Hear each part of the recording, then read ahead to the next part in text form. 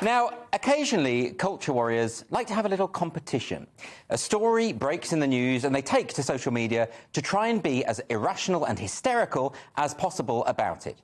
There's usually about one of these competitions a week. So last week, it was the announcement that Channel 4 was likely to be privatised. And the winner of the most hysterical response that time came from the MP, Claudia Webb, who had this to say: "The government has just confirmed its intention to privatise Channel 4. This is not freedom or independence, it is the seedbed of fascism." So we'll ignore the missing apostrophe there and just focus on the deranged historical illiteracy of comparing the privatisation of a TV channel to the rise of Benito Mussolini. But look, it's a new week now, we have a new competition. This time, it's all based on the news that Elon Musk is trying to buy Twitter. In what has been described as a hostile takeover, Musk has offered $43 billion to buy the platform. Twitter's executive board have panicked and they're taking measures to prevent the sale, even though it's clearly not in the financial interest of their shareholders to do so. It would seem they would rather the company collapses entirely than Musk get his grubby hands on it. And you can see why. Musk is a free speech absolutist and wants tech giants to stop setting the limits of acceptable speech according to their own particular ideological worldview.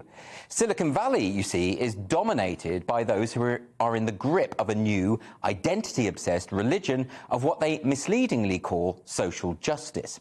One of the key tenets of this religion is the conviction that free speech is a bad thing and needs to be curbed by those in power. In this case, it's big tech who are to decide what we can and cannot read, write, say, hear or think. And there's another word for people like that: authoritarians.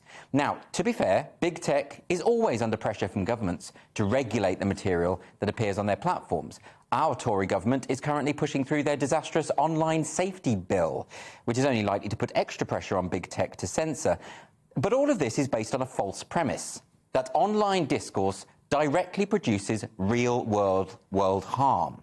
Now, we can have a debate about all of this, of course, but studies into media effects theories have pretty much conclusively found that there is no direct correlation between public behaviour and the media they consume.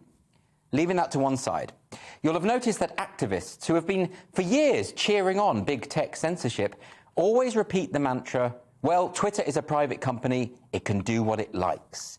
But clearly that depends on who is running that private company, because we haven't heard much of that mantra since the news broke that Musk might be the new boss. Instead, we've had various meltdowns of volcanic proportions from prominent figures on the identitarian left, which has admittedly been quite a lot of fun. And so this brings us on nicely to this week's competition. Whose reaction to Musk's takeover bid has been the most deranged? Well, let's start with this one from journalist and academic Jeff Jarvis.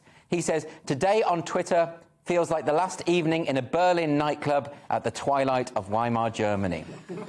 Godwin's law in action right there. Oh. Then there's this from writer for Salon, Matthew Rosa. He says, "If Elon Musk allows Trump back on Twitter, it will be a death blow to the free world. Trump's big lie will spread like a virus." I discussed the danger of Trump's big lie for Salon. Like Hitler's big lie, it must not be normalised lest fascism return. Who uses words like lest? These people sound like Old Testament prophets. Then you've got the author Max Boot. Now, he went with, "For democracy to survive, we need more content moderation, not less," which is a bit like saying that burning books is the only way to prevent the rise of fascism. Comic book author Lila Sturgis has this entry into our hysteria competition. Let's have a look. "If Musk buys Twitter, it will become completely uninhabitable for trans people." No explanation as to why that would be, of course. We just have to take this prophecy on trust.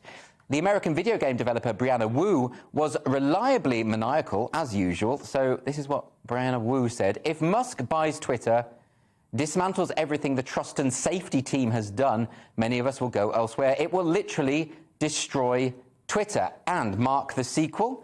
"Right-wing lunatics may despise us and the standards of civility we expect, but the truth is their social media networks fail without us." So this is from the activists whose idea of civility, by the way, includes wishing pain, penury and general misery upon anyone who dares to disagree with them, trying to ruin people's livelihoods and reputations if they express an unpopular view, and celebrating when they die. They seem to believe that occasionally tweeting out hashtags such as "be kind" and "love wins" means they can still consider themselves on the right side of history when they say that they want their political opponents to die in a grease fire. The journalist David Levitz had said this: "If Elon Musk successfully purchases Twitter, It could result in World War III and the destruction of our planet. But, you know, I think the winner has to be Michael Volpe, OBE, founder of Opera Holland Park, who came up with this doozy. Elon Musk buying Twitter is the end of the world, basically. He'll amplify every right-wing Nazi he can find. So these meltdowns, they're right up there with the reaction to the Brexit referendum. You remember when David Cameron said that Brexit could trigger World War III? Or when Boris Johnson said that Hitler would have been pro-Remain?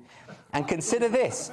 All of these examples I've shown you, they are all specifically about this one issue of Musk buying Twitter. But I would be willing to bet a lot of money that I could now, just on the basis of those tweets, tell you those people's opinions on virtually any political or cultural subject, be it Black Lives Matter, critical race theory, Brexit, Donald Trump, gender self-identification, anything you like.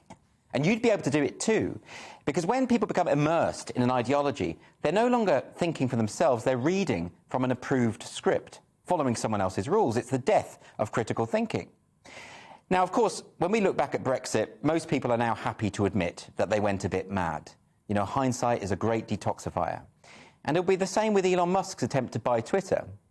Whether it happens or not, I'm sure a lot of those who've been playing the Hysteria Olympics this week will, in years to come, look back on this moment and shake their heads and laugh about how silly they were. I'm sure that most of the disciples of this new religion of critical social justice will do the same eventually. We're living through a bizarre time in which a powerful minority has succumbed to an ideology and can no longer engage with the real world as it actually is. They see fascists in every shadow.